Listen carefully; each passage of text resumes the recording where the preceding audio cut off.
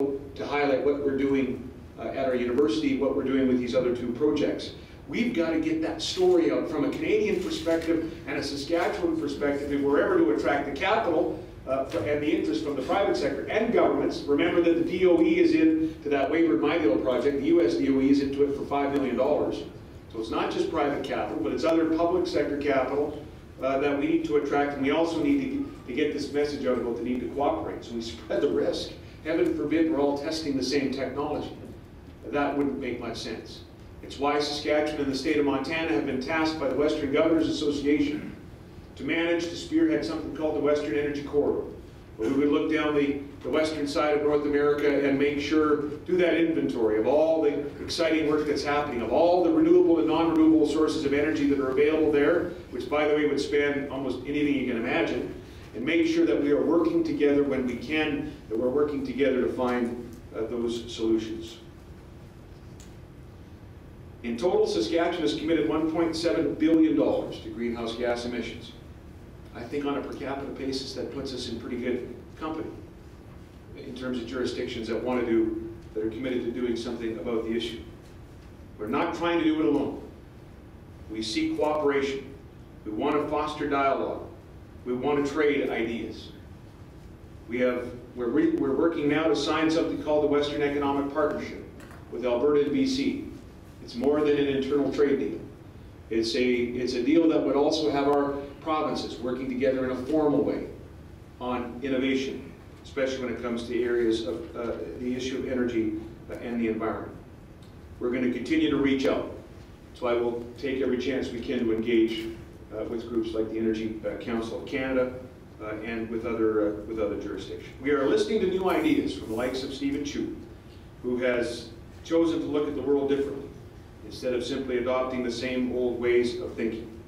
That is the choice that lies before all of us, by the way, that we would embrace innovation and intuition and establish a leadership position. The alternative, of course, is just not acceptable. The alternative is the status quo. It's unfortunate that at a time when all of us should be embracing intuition and innovation, too many public policy makers are looking at models to deal with greenhouse gas emissions and CO2 that, in my view, do not contribute, do not build upon the spirit of innovation, do not foster that intuitive thinking that we need to find the solutions around greenhouse gases. In the last quarter of last year, the newspapers reported on a TD Bank study on the impact of environmental policy in our country, and you know all about that. The cost was estimated to exceed $8 billion in terms of the implementation of the federal plan. The economic model under discussion shows that depending on which climate change rules are adopted, our economy in the province would lose anywhere from 2.8 to 7.5% of GDP. It's not on. It's not on. We will make our case against a blunt application of the regulations that we've seen. We've made that case already to the federal government. And by the way, here's the good news. The national government has been open to negotiate equivalency agreements with provinces like Alberta and Saskatchewan, saying to us, look, we're more interested in the targets for reductions. If you can achieve those targets, you know, we're going to give you some latitude to achieve those targets. And we will take that opportunity. We'll take that flexibility from our national government.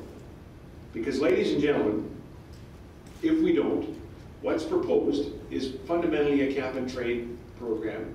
And I'm here to tell you that the government of Saskatchewan does not support cap-and-trade programs that we have heard offered by various governments, subnationals and national governments.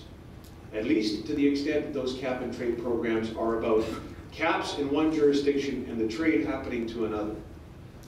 Because then they're not an environmental policy in our view. They don't constitute the elements of a good environmental policy. Then it's a tax. What's been proposed originally in the United States, and not so much in Canada, but to some extent by some others in Canada, is a model where caps occur, fees are collected for those who exceeded, and the proceeds of the crime, if you will, are used for, you name it, roads, infrastructure, some other government general revenue fund activity. That's not an environmental policy. That's a tax. We've introduced our own legislation in the province. We understand the importance of targets, caps, and then we understand the importance of implications for those who exceed the caps, i.e. a fine, call it what you will, but we have said that money needs to stay in a fund, in a technology fund, to actually find answers to the problem. That is environmental policy.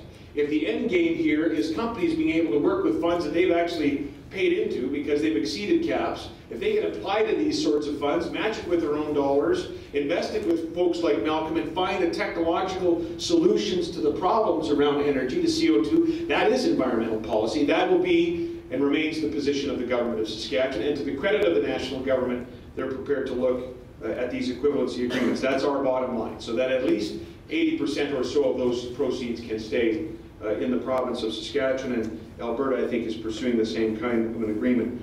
But if I have one message to leave with you today, in addition to the importance of innovation, that the governments would act on it, not just give speeches about it, i.e. and make the investments they need to make.